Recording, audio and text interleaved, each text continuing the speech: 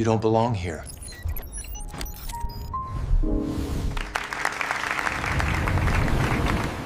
The morning air inside Glasswell Corporation smelled like money, roasted coffee, printer toner, and fear of being late. On the 42nd floor, glass walls glimmered under white fluorescent light as men in navy suits hurried past the cleaning cart parked quietly near the elevator. Miguel Santos, the janitor, moved like a shadow. His steps were careful, practiced, invisible, the way he had learned to survive. He wore gloves that had seen too many nights and pushed a mop that squeaked faintly over marble floors polished enough to reflect every face except his. At 7:46 a.m., he knelt to wipe a spill outside the conference hall. Just as the regional manager, Mr. Harlan, stormed out, his voice sharp enough to slice through the hallway. "Watch it!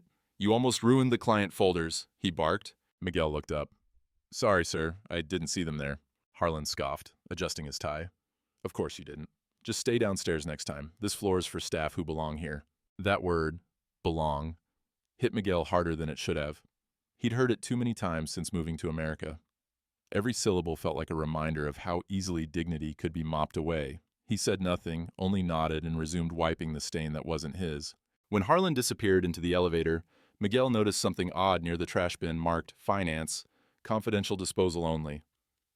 A few shredded papers had spilled out, edges still clean, not yet crushed by the compactor. The label was wrong. Those bins belonged 2 floors below. He paused. His eyes traced the fragments, vendor names, payment numbers, something about duplicate accounts. He didn't understand the whole picture, but one habit from his old life wouldn't die: the instinct to see what others ignored. Before America, Miguel had been an auditor for a shipping firm in Manila. Numbers were his language, honesty his compass. But when the company merged, jobs vanished, and so did his visa. Cleaning floors became his new ledger, one that paid the bills but erased his name. He slipped one fragment into his pocket, meaning only to throw it away later. Still, something about it nagged at him all morning. At noon, the office cafeteria buzzed with gossip. "Did you hear?" a woman whispered. "Finance's audit report went missing again." Another replied, "Harlan said it's investigating. He's furious." Miguel's hand instinctively touched his pocket. The small piece of paper was folded neatly, like a secret begging to stay hidden. That evening, as lights dimmed and the office emptied, Miguel pushed his cart down the hallway once more. The glass walls reflected the empty rooms. But one office wasn't dark. Inside, Harlan sat alone, papers scattered across his desk, typing furiously. A briefcase rested open beside him. Miguel hesitated, mopping slowly past the door. Through the glass, he saw Harlan shove a handful of documents into the case. Then, almost carelessly, he dropped a file labeled Vendor Approval, FY Audit. For a second, Miguel's old instincts screamed. The math didn't add up. The same vendor names had appeared on the scrap he'd found. He kept walking. He had learned not to get involved. Men like him didn't win when they spoke up, they just disappeared. But as the elevator doors closed, he caught his reflection in the steel panel. Tired, silent, smaller than he remembered. He whispered under his breath, "Downstairs, huh?" The next morning, he decided to check the security footage for no reason he could explain. Just curiosity, he told himself. Maybe something inside him missed the thrill of truth. He didn't know yet that what he was about to see would make him the only honest man in a company built on lies. The building slept after 9. Glasswell Corporation's lights dimmed automatically, leaving only a few glowing rectangles where late employees stayed behind or where secrets refused to rest. Miguel moved silently through the empty corridors, mop bucket trailing behind like an obedient dog. The echo of wheels on tile was the only sound left to prove he existed. That night, his curiosity burned too bright to ignore. He waited until the last elevator chimed and the security guard turned to make his usual call. Then he slipped into the janitor's closet on the 41st floor, the one most employees didn't even know held access to the local surveillance server. An old computer hummed beside the cleaning supplies, a leftover from the company's previous system. He wiped his gloves, logged in with the outdated password he'd memorized months ago, Glasswell123, and opened the feed directory. At first, nothing looked unusual. Rows of silent offices, timestamps frozen on still frames. But when he clicked on Finance, Corridor 3, something caught his breath. Time, 23:41. A figure entered the office. Mr. Harlan, the same manager who had told him he didn't belong. The man was alone, wearing a dark overcoat, a flashlight strapped to his wrist. He went straight to the cabinet near the corner, opened it with a key, and began pulling out folders like a man searching for oxygen. Miguel leaned closer. He could see Harlan flipping through ledgers, checking something against a sheet on his tablet. Then the frame glitched. At 23:48, the feed turned black. When it returned 4 minutes later, the office was empty. Miguel frowned. A cut like that didn't happen randomly. Not on internal systems. Someone had turned the cameras off. Still, one thing hadn't changed. The reflection on the office window behind Harlan. The glass had caught the faint outline of a folder stamped Procurement Audit, Internal Use Only. He printed the frame before he could stop himself. The image came out grainy, but clear enough to recognize the folder and the man holding it. His heart pounded. "What are you doing, Miguel?" he whispered. He'd promised himself never to get involved in other people's mess again. Not after Manila, not after the report that cost him his job and nearly his visa. He stuffed the printed page into his backpack and returned to the hallway. Through the glass, the city below looked alive, a million lights blinking like judgment. He passed by the same finance office again, just to make sure the door was closed. That's when he noticed something glimmering near the corner, a half-torn paper shred sticking out of the trash bin with a name still visible, Harlan & Sons Logistics. He froze. He'd seen that name before, in the fragment he picked up the day before. But Glasswell didn't have any vendor with that name, not officially. His mind began to race. Duplicate IDs, ghost payments, a fake vendor pipeline feeding money into someone's private pocket. He'd seen it before, in Manila, and he knew what it meant, embezzlement. Miguel took a deep breath and whispered, "Not again." He looked down the hallway, expecting someone. A voice, a camera, a warning. Nothing. Only the faint hum of the air conditioner. He picked up the shred, folded it neatly, and tucked it inside his uniform pocket beside the photo. The janitor cart rolled on, quiet as a confession. He didn't notice the shadow moving behind the frosted glass, Harlan's office light flickering once before going dark again.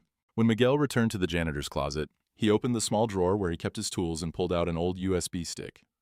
On its side was a single word written with a black marker, truth. He slid it into the computer and began copying the footage. Somewhere in the building, the elevator dinged again. Too late for anyone to be arriving. Too early for anyone to be leaving. Miguel turned off the monitor, heart racing, and whispered, "If I don't do this, who will?" He didn't know that by dawn, the man who told him he didn't belong would make sure his badge never worked again.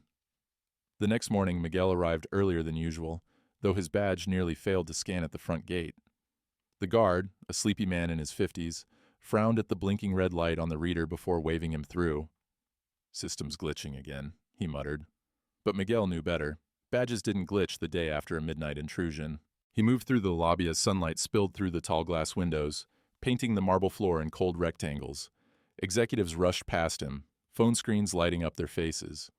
No one noticed the man with the mop. That anonymity was his armor, and today he needed it. When he reached the janitor's closet, he checked the small cabinet behind the detergent shelf where he'd hidden the USB stick. It was still there, wrapped in an old cleaning rag, safe. But the printed image of Harlan's reflection? Gone. Miguel froze. He stared at the empty space, heart thudding. Only one other person had access to this closet, maintenance supervisor, Tom, who spent most mornings half drunk in the basement cafeteria. But Tom never cared about papers. So who had taken it? Before he could think further, the radio on his belt crackled. "Miguel, they want you to clean up on finance floor. Coffee spill again," Tom's slurred voice said. Finance, of course. When he stepped out of the elevator, the air felt heavier, colder. He passed cubicles where hushed conversations stopped the moment he appeared. Harlan's door was slightly ajar.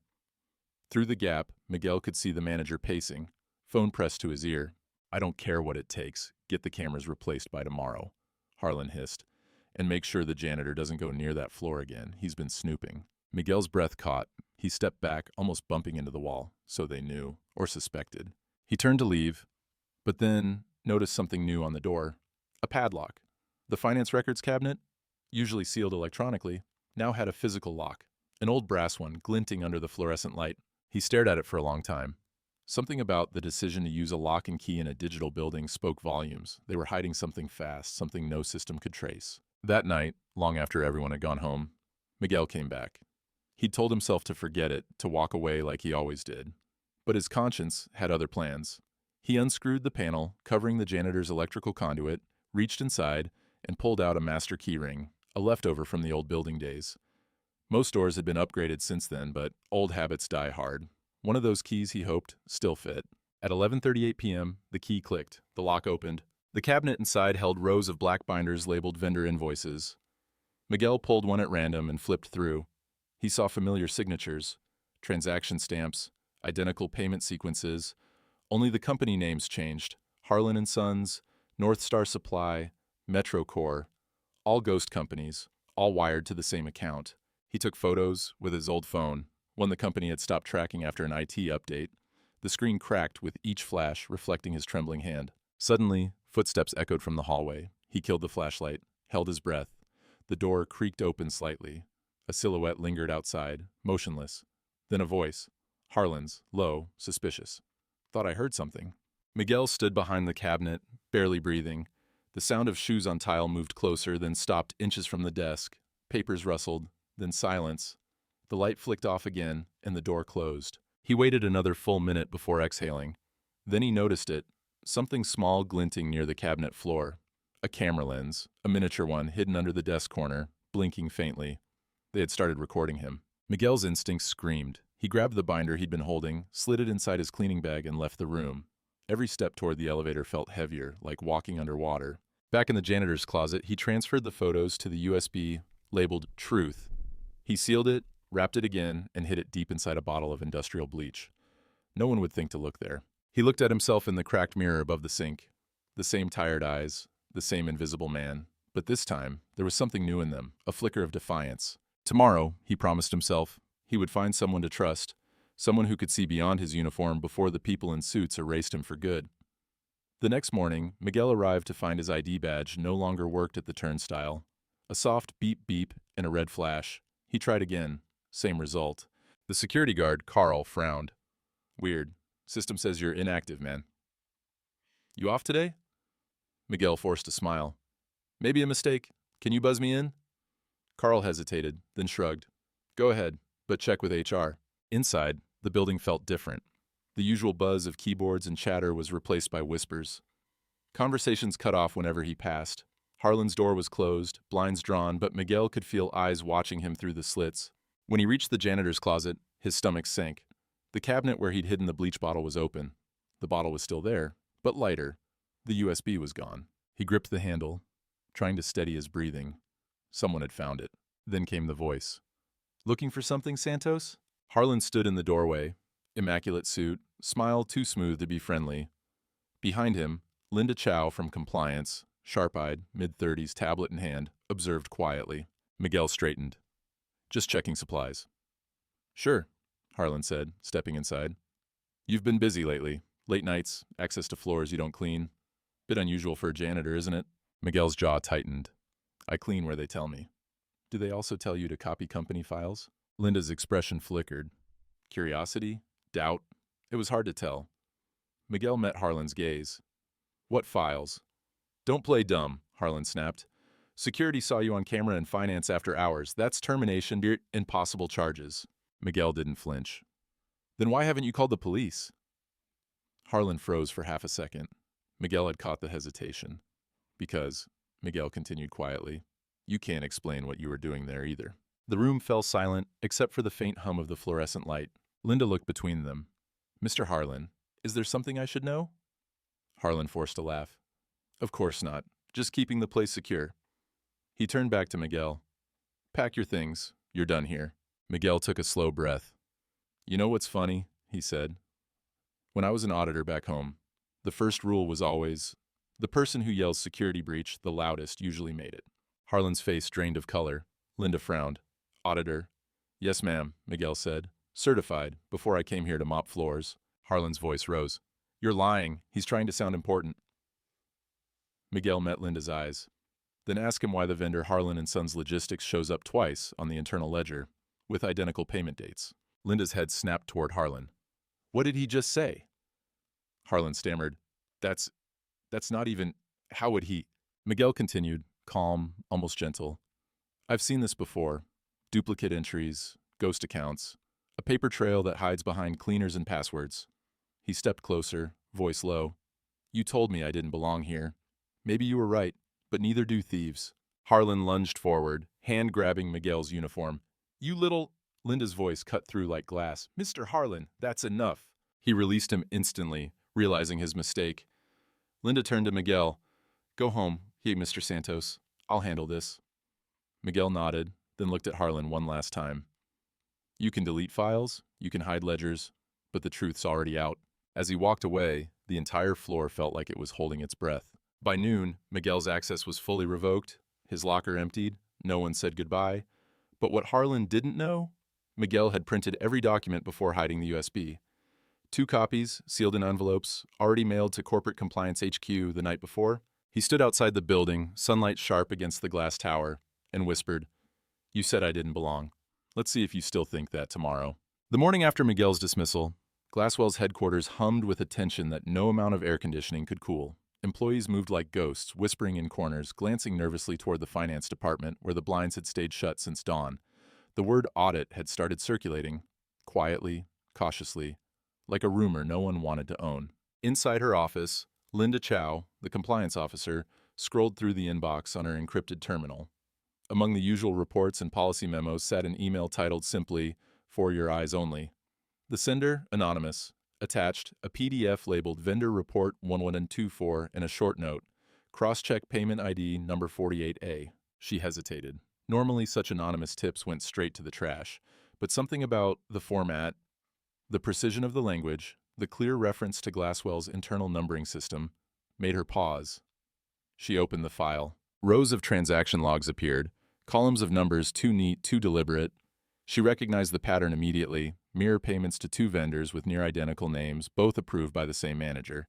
The account trail ended in a regional bank registered under Harlan & Sons Logistics. Her pulse quickened. It couldn't be coincidence. Before she could think further, a knock on her door startled her. "Linda, you've got a visitor from HR," said the receptionist.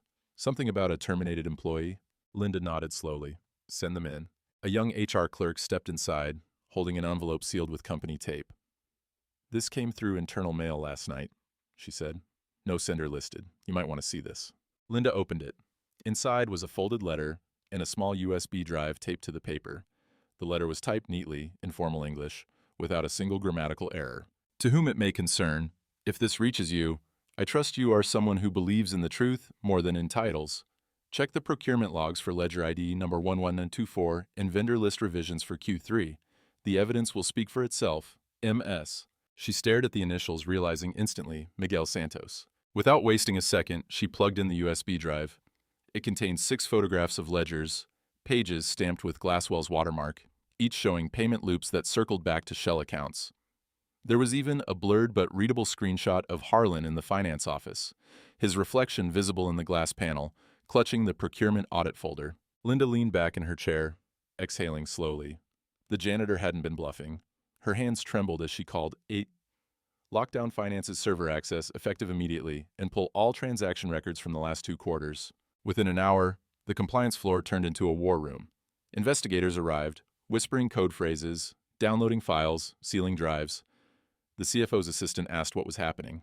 Linda only said, "Routine check," but her tone betrayed urgency. Downstairs, Harlan arrived late, carrying his trademark confidence and a coffee cup that matched his cufflinks. The receptionist noticed his ID scan took longer than usual, but he brushed it off with a grin. By the time he reached his office, 2 men in suits were waiting inside, one from internal security, one from corporate legal. "Mr. Harlan," the taller one began, "we need to ask you a few questions regarding procurement accounts." Harlan laughed softly. "Accounts? Gentlemen, this must be a mistake." Linda entered then, her face unreadable. "We'll see." They presented him with the printed screenshots. His grin faltered. "Where did you get this?"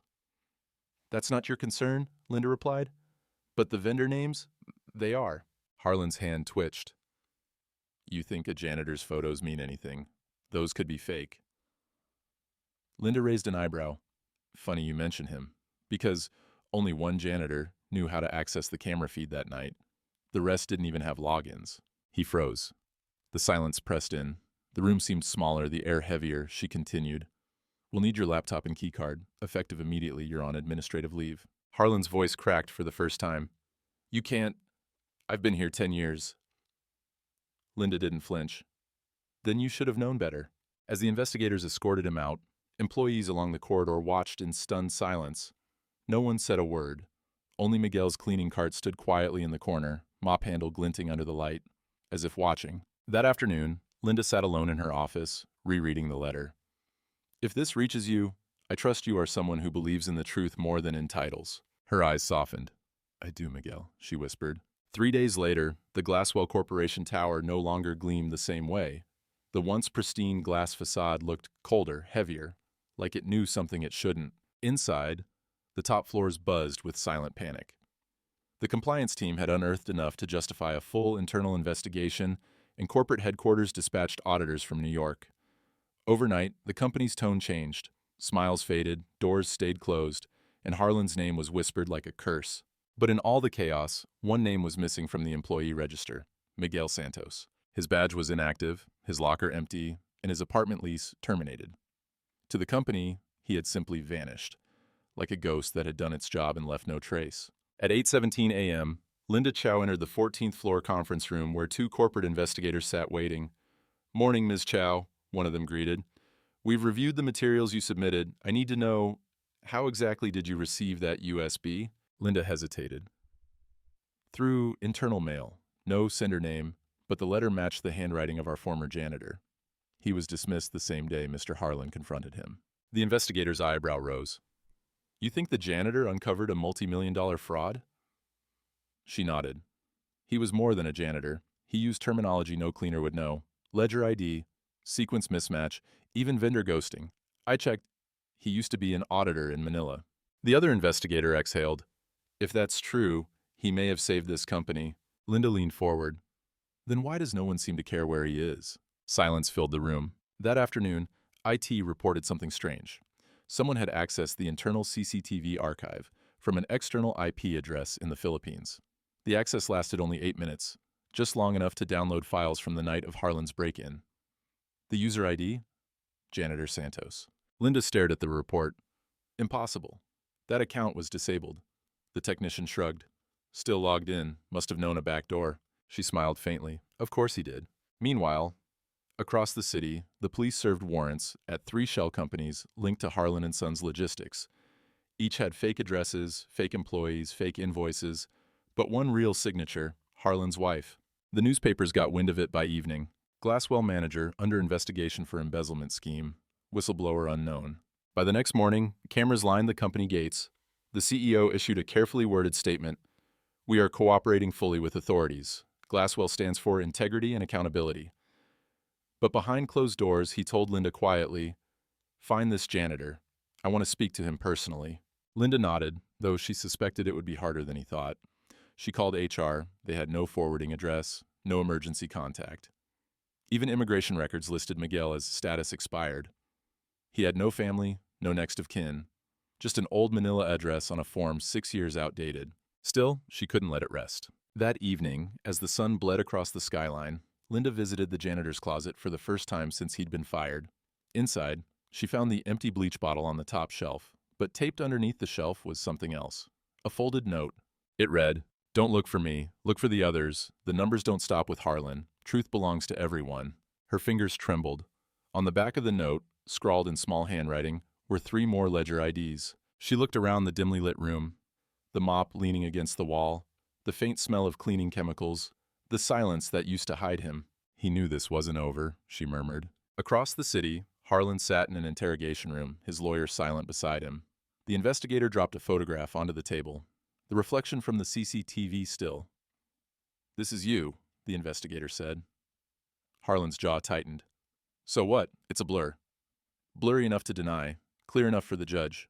When he didn't answer, the investigator added, "The man who sent us this could have taken a deal. He didn't. He asked for nothing. That's what makes it believable." Harlan's lips twitched. "That janitor thinks he's a hero?" The investigator leaned in. "No. He thinks you made the mistake of underestimating one." Harlan said nothing after that. That night, Linda received a new anonymous email from an untraceable address containing a single image: the Glasswell lobby, taken from a distance. In the corner stood a janitor's cart. The mop bucket gleamed faintly. The subject line read, "Still watching."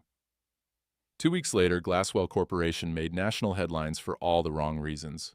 Every major outlet carried the same image: Mr. Harlan, regional manager, escorted from the building in handcuffs. His expensive silver watch, the same one reflected in Miguel's photo, glinted under the press cameras like a guilty beacon. Glasswell executive arrested in multi-million-dollar fraud scandal. Anonymous whistleblower exposes procurement crime ring. The world watched, but inside the company it was eerily quiet. The very people who used to laugh at Miguel's accent now avoided eye contact, as if his ghost might still be pushing the cleaning cart somewhere nearby. The janitor, who didn't belong, had become a legend no one dared to speak of aloud. Linda Chow sat alone in the boardroom that morning. The walls of glass looked out over the gray skyline, but her attention was fixed on the thick folder in front of her, labeled Internal Integrity Report. The CEO entered silently, shutting the door behind him. "Is it all true?" he asked. Linda nodded. "Every number, every duplicate payment. We're still tracing offshore transfers. He moved nearly $6 million through 3 fake vendors before anyone noticed." The CEO sighed heavily. "And the whistleblower?"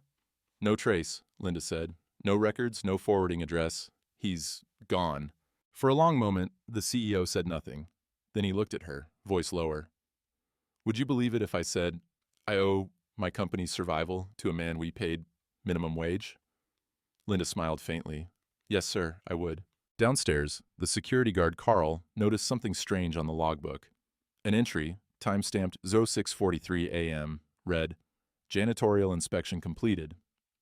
But no janitor had been assigned to that shift since Miguel's termination. He blinked, checked out the camera feed. Nothing. The timestamp was blank, overwritten by static. He chuckled nervously to himself. "Guess the system's haunted now," he muttered. Meanwhile, the investigation rippled beyond Glasswell's walls. Regulators raided several partner firms connected to Harlan's fake vendors. Bank records revealed a network stretching across 2 states. Every thread seemed to lead to another name, but each was a dead end. The only clear evidence, the foundation of the entire case, came from that first anonymous envelope, the one sent by Miguel. The federal agents who built their case never met him, never heard his voice, but one investigator left a note in the file. This source acted with clear knowledge of corporate auditing standards, possibly internal, possibly a former professional. Motive, integrity. The word integrity underlined twice. By the time Harlan appeared in court, his confident smile had vanished.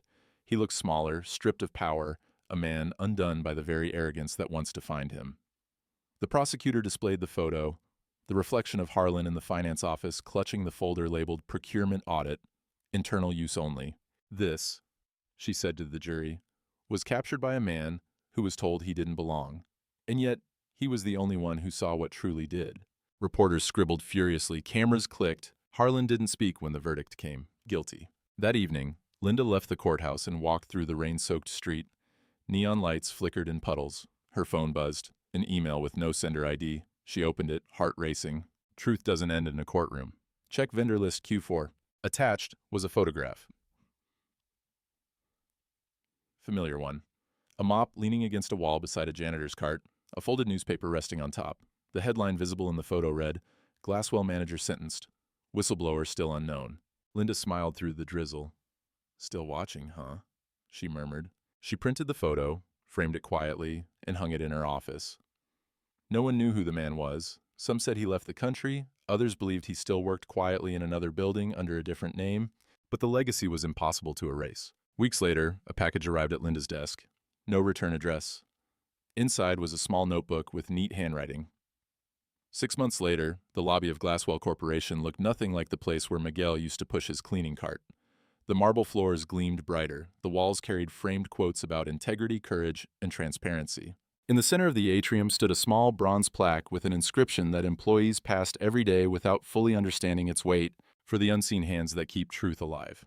The company had changed, visibly, publicly, and perhaps reluctantly. The scandal had forced Glasswell to rebuild its reputation from the ground up.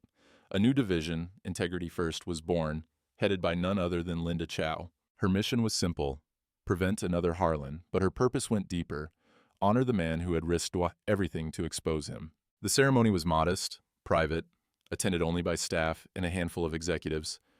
No speeches about profits, no rehearsed applause, just quiet acknowledgement that someone, had reminded them what honesty looked like. Linda took the stage in a simple navy suit. The projector behind her showed no logos, only one sentence. "Truth doesn't wear a title," she began softly. 6 months ago, this company faced a truth we weren't prepared to handle. And when it came, it didn't come from an office or a boardroom. It came from someone most of us never saw, though he walked past us every single day. The room was silent. Even the hum of the lights seemed to stop. He wasn't an executive. He wasn't a manager. He wasn't even considered part of the staff in most meetings. But when everyone else looked away, he looked closer. When others stayed silent, he spoke through action. Her voice trembled slightly. And for that, every single one of us owes him our jobs, our reputation, and our conscience. Behind her, the projector flickered again, showing a photograph. A grainy image from the security feed, the blurred silhouette of a man mopping the hallway at night. His head bowed, the bucket glinting softly beneath a fluorescent glow. For a moment, everyone forgot to breathe. The CEO stood and approached the podium. We may never meet him again, we may never know his full story, but from this day forward, this company will remember what he taught us, that courage doesn't always look like power. He reached into a small velvet box and revealed a medal, engraved simply, "For integrity beyond duty." He placed it on the empty chair beside the stage, labeled Miguel Santos. No one sat there, no one needed to. As the audience filed out, Linda remained behind. She touched the medal lightly, her reflection faint in its shine. On the seat, she noticed something she hadn't seen before, a folded piece of paper tucked beneath the chair leg. Her pulse quickened. She unfolded it slowly. It was a short note, handwritten in neat, careful letters. "The truth doesn't belong to one man or one company. Keep it clean. M." She looked around instinctively, scanning the upper balconies, the glass reflections. For a second, she thought she saw movement, a figure in a janitor's uniform stepping into the elevator at the far end of the hall. By the time she blinked, he was gone. That night, Linda placed the note in a frame beside her desk, the same desk where she'd first read Miguel's letter months ago. Every evening, when the lights dimmed and the cleaning staff arrived, she made it a point to greet each one by name. No more invisible workers, no more silence in the hallways. One of the cleaners, a quiet older man from Guatemala, once asked, "Why do you always thank us, ma'am?" Linda smiled softly. "Because someone once taught me how much truth a janitor can carry." A week later, as she locked her office, she noticed a new envelope slipped under the door.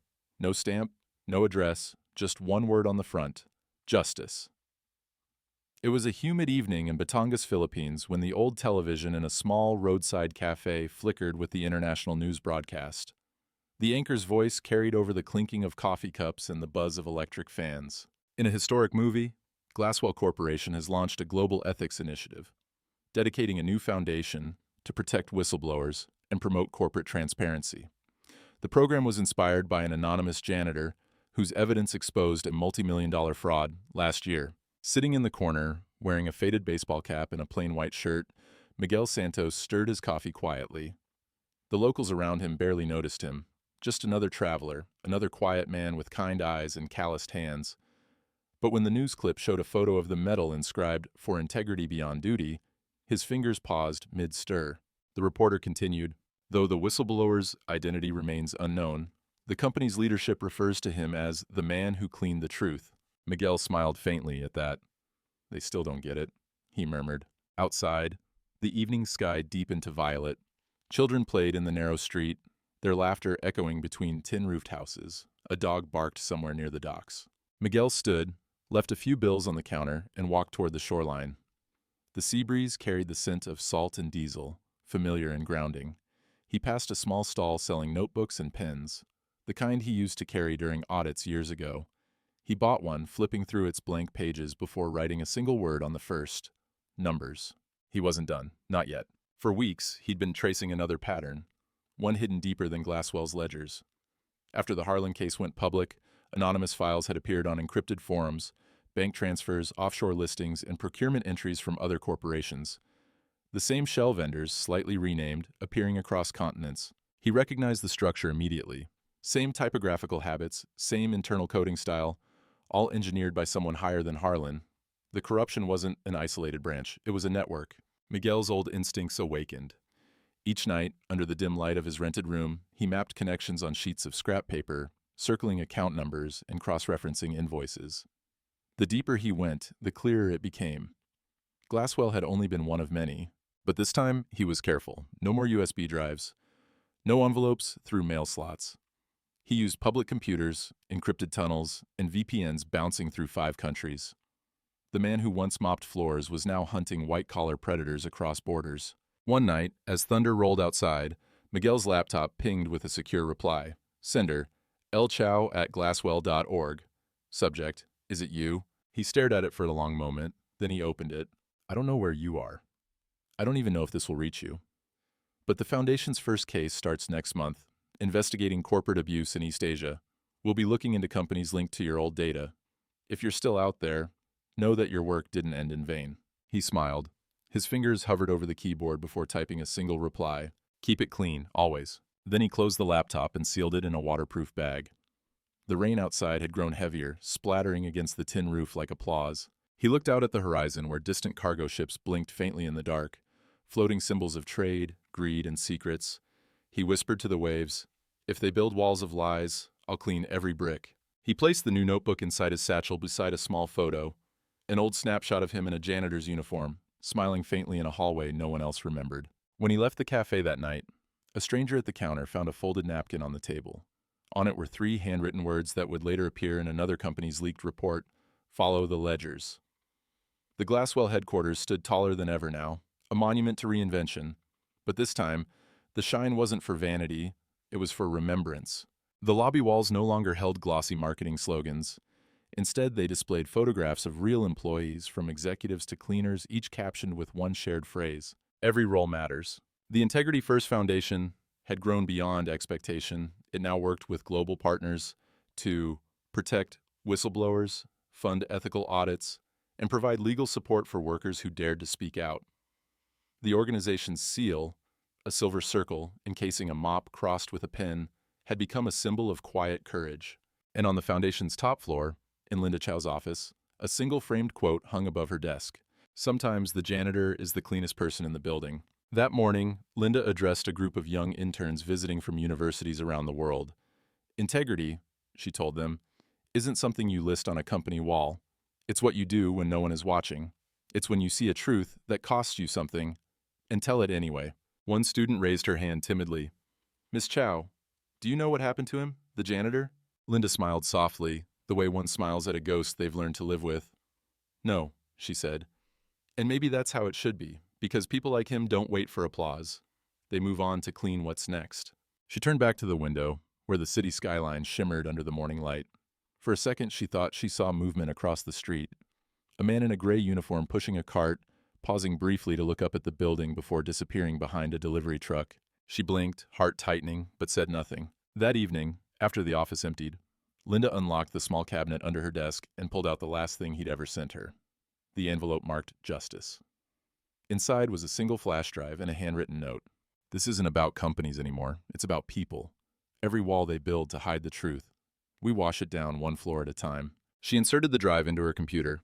A folder opened with hundreds of files: procurement data, encrypted documents, anonymous testimonies from workers around the world. At the top of the directory, let's see, the Global Ledger Project. Her eyes widened.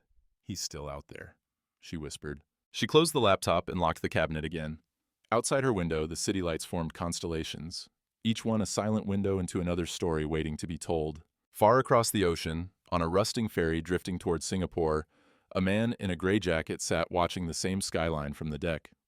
The salty wind tangled his hair as he flipped open his worn notebook. Page after page filled with lines, numbers, arrows, names of corporations, accounts, and faces, the next target. He closed it, then wrote a final sentence on the back cover. "Truth doesn't belong to those in power. It belongs to those who dare to clean what power dirties." He tucked the notebook into his bag, adjusted his cap, and smiled faintly as the ferry's horn echoed through the night. When a passing crewman asked, "Where are you headed, friend?" Miguel looked up at the stars and answered simply, "Where the truth's been forgotten." The ferry cut through the Black Sea, its lights stretching like a promise into the distance. This story is a work of fiction. All characters and events are imaginary. Like and subscribe for more stories that challenge prejudice and celebrate courage.